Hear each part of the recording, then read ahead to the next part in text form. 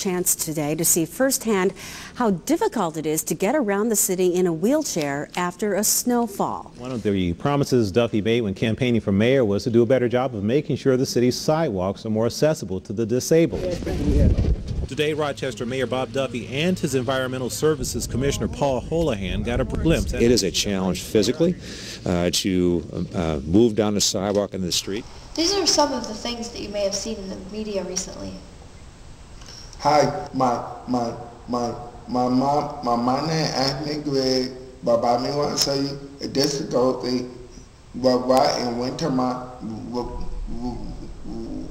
right in Rochester, New York, but we might get a problem with the snow.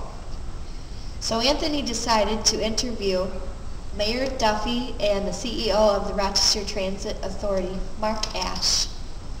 We have a workforce of almost 800 people, and we do have a number of people who have disabilities that actually work for our GRTA. But specifically, to answer your question, we actually do have a person who's in a wheelchair and who is disabled that works in our purchasing staff. And every time that we get ready to go out and buy buses, a number of the bus manufacturers bring their buses to our property, and she actually gets on board each one of our buses and each one of the buses that we're looking at and thinking about buying, and she tests them to see, are they accessible? Do they have proper turning radiuses? Are the aisles wide enough? How do the ramps work? Are they heavy enough? Can support enough weight? Are they wide enough for people to ride? So it really works out well for us, and it's something that we do take seriously, to actually have a person who does have a disability and is in a wheelchair to test all of our buses before we actually go out and buy them. During the wintertime, there's a problem that some of the stops aren't plowed very well. Yep. Is there a way that you can actually make that so that the stops are plowed better?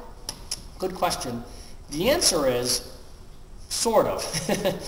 We have almost 5,000 RTS bus stops across the whole county, so there's obviously a great deal of them.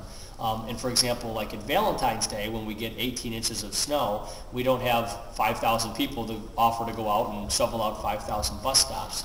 The other side of it is, just like the roads or the sidewalks, anything that's in the right-of-way, anything that's in the road or the sidewalk or anything like that, it's the local municipality's responsibility to clear that. It's the city or the towns or the village's job to clear the roads and clear the sidewalks. When it comes to bus stops, what we've done though, and it's not something that we have to do, but we feel that we need to do, we have a tremendous partnership with the Sheriff's Department, where whenever we get 4 inches or more of snow, the Sheriff's Department sends out several groups of inmates where they go out in the morning and they actually shovel our 250 busiest bus stops and bus shelters, and it's particularly geared towards those people who have disabilities to make sure that they're clear for folks.